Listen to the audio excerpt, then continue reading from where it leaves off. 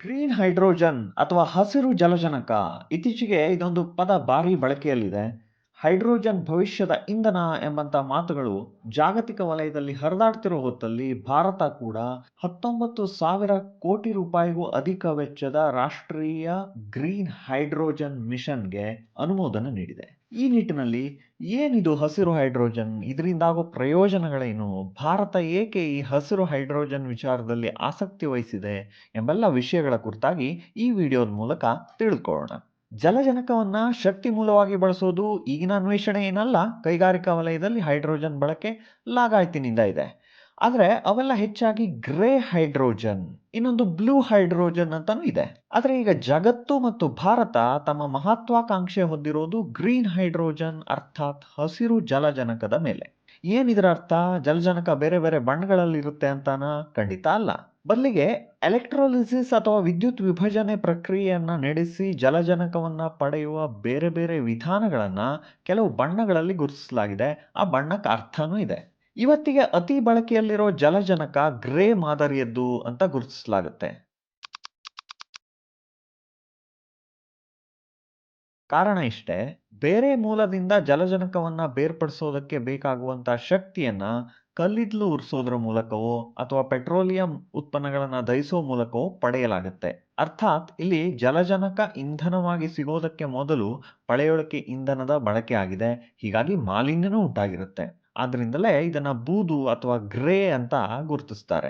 ಇಲ್ಲಿ ಇನ್ನೊಂದು ವಿಚಾರನೂ ಇದೆ. ಇದರಲ್ಲಿ ಜಲಜನಕವನ್ನ ಪಡೆಯೋದು ಮಿಥೇನ್ ಅನ್ನು ವಿಭಜಿಸೋ ಮೂಲಕ.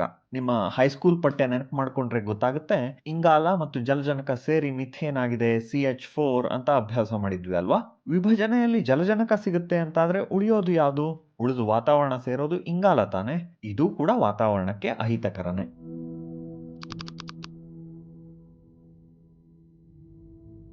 ಅದರ ನಂತರ ಬ್ಲೂ ಹೈಡ್ರೋಜನ್ ಅನ್ನೋದೊಂದು ಇದೆಯಲ್ಲ, ಏನದು?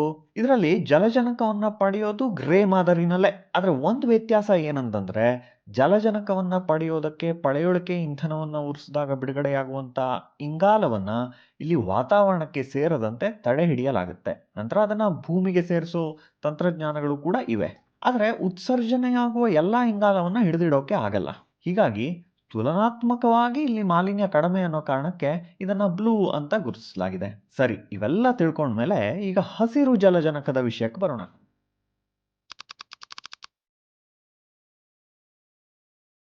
ಇಲ್ಲಿ ಜಲಜನಕವನ್ನ ಪಡೆಯೋದಕ್ಕೆ ಆಶ್ರಯಿಸೋದು ಮಿಥೇನ್ ವಿಭಜನೆಯನ್ನಲ್ಲ, ಬದಲಿಗೆ H2O ಅಂದ್ರೆ ಮತ್ತೇನಲ್ಲ, ನೀರು. ಜಲಜನಕ ಮತ್ತು ಆಮ್ಲಜನಕ ಸೇರಿ ನೀರು ಉತ್ಪತ್ತಿಯಾಗಿದೆ ಅನ್ನೋ ಶಾಲಾ ಪಾಠವನ್ನ ಮತ್ತೊಮ್ಮೆ ನೆನಪಿಸ್ಕೊಳ್ಳೋಣ. ಇಲ್ಲಿ ವಿಭಜನೆ ನಡೆದು ಜಲಜನಕ ಸಿಕ್ಕರೆ ಉಳಿಯೋದು ಯಾವ್ದು ಹೇಳಿ? ಆಮ್ಲಜನಕ ತಾನೆ. ಹೀಗಾಗಿ ಇದು ವಾತಾವರಣಕ್ಕೆ ಹಿತಕರ. ಇಷ್ಟೇ ಅಲ್ಲ, ಈ ಆಮ್ಲಜನಕ ಮತ್ತು ಜಲಜನಕವನ್ನ ಪ್ರತ್ಯೇಕಿಸೋದಕ್ಕೆ ಬಳಸುವ ಶಕ್ತಿ ಮೂಲ ಸಹ ಸೌರ ವಿದ್ಯುತ್ ಇಲ್ಲವೇ ಪವನ ವಿದ್ಯುತ್ ತರದ ನವೀಕೃತ ಇಂಧನ ಮೂಲಗಳಾಗಿರುತ್ತವೆ. ಹೀಗಾಗಿ ಈ ವಿಧಾನದಲ್ಲಿ ಮಾಲಿನ್ಯ ಇಲ್ಲವೇ ಇಲ್ಲ, ಇಂಗಾಲದ ಉತ್ಸರ್ಜನೆಯ ಮಾತೇ ಇಲ್ಲ. ಹಾಗಂತಲೇ ಇದನ್ನ ಹಸಿರು ಜಲಜನಕ ಅಂತ ಕರೆಯಲಾಗಿದೆ.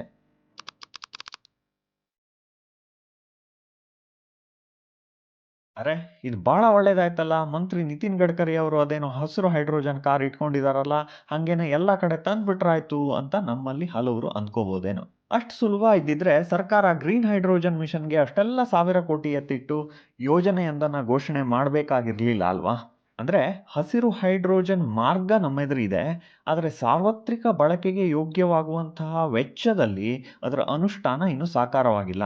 ಮುಖ್ಯವಾಗಿ ಜಲಜನಕ ಬೇರ್ಪಡಿಸುವ ಹಂತದಲ್ಲಿ ಬಳಕೆಯಾಗುವ ವಿಭಜಕ ತಂತ್ರಜ್ಞಾನ ಇದೆಯಲ್ಲ, ಅದು ಸುಧಾರಿಸಬೇಕಾಗಿದೆ. ಹಾಗಾದಾಗ ಮಾತ್ರ ಇದು ಅಫಾರ್ಡಬಲ್ ಅಂತಾಗುತ್ತೆ. ಜಗತ್ತು ಮತ್ತು ಭಾರತ ತಲೆಕೆಡಿಸ್ಕೊಳ್ತಿರೋದು, ಅಂಬಾನಿಯಂಥ ದಿಗ್ಗಜರು ಸಹ ಸಂಶೋಧನೆಗೆ ಅಂತ ಹಣ ಎತ್ತಿಟ್ಟಿರೋದು ಈ ಎಲೆಕ್ಟ್ರೋಲೈಸರ್ ವಿದ್ಯುತ್ ವಿಭಜಕ ಪ್ರಕ್ರಿಯೆಯ ಸುಧಾರಿತ ತಂತ್ರಜ್ಞಾನ ಅಭಿವೃದ್ಧಿಗಾಗಿ. ಭಾರತ ಅದಾಗಲೇ ಸೌರಶಕ್ತಿ ಸೇರಿದಂತೆ ನವೀಕೃತ ಇಂಧನ ಮೂಲಗಳ ಅಭಿವೃದ್ಧಿಯ ವಿಸ್ತಾರವನ್ನ ಮಾಡಿ ಆಗಿದೆ. ಹಸಿರು ಜಲಜನಕ ಪಡೆಯೋದಕ್ಕೆ ಬೇಕಾಗಿರೋ ನೀರು H2O ನಮ್ಮನ್ನು 3 ಕಡೆ ಸುತ್ತುವರೆದಿದೆ. ಹಾಗಂತಲೇ ಭಾರತ ಹಸಿರು ಹೈಡ್ರೋಜನ್ ಮೇಲೆ ಈ ಪರಿ ಆಸಕ್ತಿಯನ್ನು ಇರಿಸ್ಕೊಂಡಿದೆ. 2030ರ ವೇಳೆಗೆ ವಾರ್ಷಿಕವಾಗಿ 5 ಮಿಲಿಯನ್ ಟನ್ ಹಸಿರು ಹೈಡ್ರೋಜನ್ ಉತ್ಪಾದಿಸಬೇಕು. ತಾನು ಆತ್ಮನಿರ್ಭರವಾಗುವುದರ ಜೊತೆಗೆ ನಂತರದ ದಿನಗಳಲ್ಲಿ ಜಗತ್ತಿಗೆ ಇಂಧನ ಪೂರೈಕೆದಾರನಾಗಬೇಕು ಅನ್ನೋ ಕನಸುಗಳು ಭಾರತದ್ದು. ಅಲ್ಲದೆ ಇಂಗಾಲ ಉತ್ಸರ್ಜನೆ ಮೂಲಕ ಆಗ್ತಾ ಇದ್ದ ಮಾಲಿನ್ಯ ತಗ್ಗಿಸಿದ ಶ್ರೇಯಸ್ಸನ್ನು ಕೂಡ ಈ ಮೂಲಕ ಪಡೆಯಬಹುದು ಅನ್ನೋದೊಂದು ಸದ್ಯದ ಕನಸು.